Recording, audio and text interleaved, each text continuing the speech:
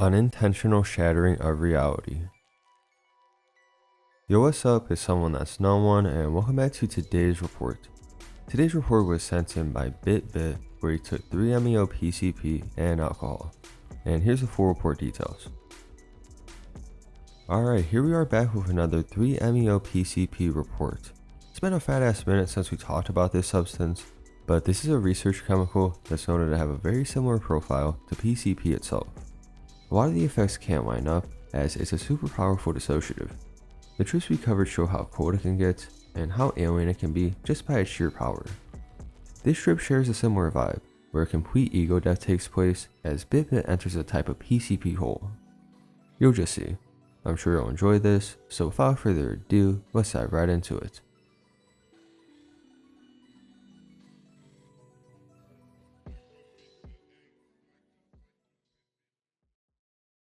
This experience is one I never intended on happening, and definitely one that changed my outlook on the way I was treating these compounds. I didn't respect it, and I got put on my ass. I was currently binging this drug almost every other week. I would go about taking 10 or 15 milligram capsules, then redose with various insufflated doses day and night. This experience all started when I got home from a shift at a local fitness club. It was around 10:30 p.m. and I wanted to get drunk and play some Xbox to unwind. Please note, I was already on the countdown of a 15 milligram oral dose from earlier in the day. T-minus 30 minutes. I took 6 shots of gin and felt the warm intoxicating blanket of alcohol fall over me. My craving for intoxication still was not satisfied, and I did not want to force the hand sanitizer feeling of gin down my throat any longer. T+0. I impulsively weigh out 21 milligrams of 3 MEO PCP and destroy the line of bitter white powder in one rail off my scale. Immediately, I feel myself getting dissociated and lose more coordination than the gin already offered.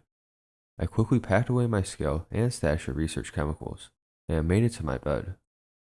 I spent most of the come up watching Breaking Bad, but it was fruitless. I couldn't understand what the characters were saying or doing. I felt like my soul was being forced out of my body, like I was miles away, yet still able to move and hear and talk and see. My girlfriend called me randomly. Upon picking up the phone, she realized I was extremely fucked up. She asked if I was okay, and all I can do was a short response until I said, I made a terrible mistake. I explained to her what I took and how much before my short-term memory gave out. I turned off the Xbox and set my phone down, completely forgetting she was on the other line.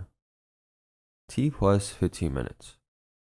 At this moment, I had a revelation, and it was one which I was unfamiliar with. My life was coming to an end, within the hour. Yet once I realized this, I was already too incapacitated to get up and do something. My vision began to fail me. I could not make out what my eyes were telling me, until they disconnected altogether. I could hear my girlfriend on the other line, but I was not listening, or even aware she was on the other line once her voice stopped. Very subtle red and green geometric patterns resembling different symbols and objects developed on my walls. I was grabbing my bed and everything around it, trying to grasp for something to keep me on Earth, but before I knew it, my sense of touch faded. T+30 minutes. I was entering the hole, a place I'd never experienced before. Yet I was convinced I was dying, and that this was one of my last moments. I didn't know what I took, where I was, or what was happening, but I knew something horrible was happening to me. My life began to flash before my eyes. I saw memories from my early childhood. Friends and family who were with me throughout my life were all flooding my brain at once. It was as if I had a quick recap of my life before the lights would go out. I began being compressed to a single point, yet at the same time being in a cast-open void of two-dimensional shapes, all rotating the same way and in the same manner. It felt like these shapes were unwinding my soul. All the gears of my mind were being taken apart, as it was rapidly ascending miles upon miles out into desolate space. Everything I knew and loved was being slowly taken apart and free from my mind into the void, until I was nothing but an empty vessel, floating through nothingness, yet still moving at the speed of light in all directions. I observed glimpses of immense machinescapes, incredibly complex grayish contraptions moving in ways which defy physics. My girlfriend recalls this point, and it tells me I was not responsive for about 10 to 15 minutes before beginning to mumble again. I remember suddenly relearning how to move, talk, etc., like a baby. Yet this was all within 20 minutes. Once I relearned how to operate and relearned my own identity, I began to feel my bed and everything around it. I heard my girlfriend saying, "You took 3-MEO. Everything is going to be okay." Over and over and over.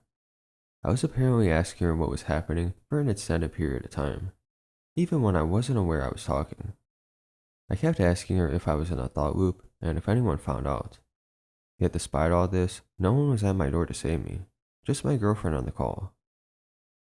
T plus 80 minutes. I slowly gathered myself and began to sob more than I had from any compound. I was so confused. I didn't know what had happened, and I didn't know how I was still here. I was convinced I was dead and game over. Yet all of a sudden, I'm back, albeit very fucked up from the 3-MEO. I slowly regained myself before explaining how much I love my girlfriend for going through that and not knowing if I was going to wake back up. I was flooded with guilt for the fear I inflicted in my girlfriend, and guilt for allowing myself to make such a careless decision. I still don't know why I didn't stay wherever I went, but I have no complaints. All I know is that I've had enough from this chemical to know it will be a long ass time before I decide to touch it again. I was not aware that I would further my 3-MEO use the following weeks, dosing at work or most nights before bed. A reality-shattering experience such as this one was not enough to keep me away from the cold and clean headspace 3-MEO has to offer. Use this as a story of caution. If you are like me, it may take more than a terrifying experience to get you off of a compound.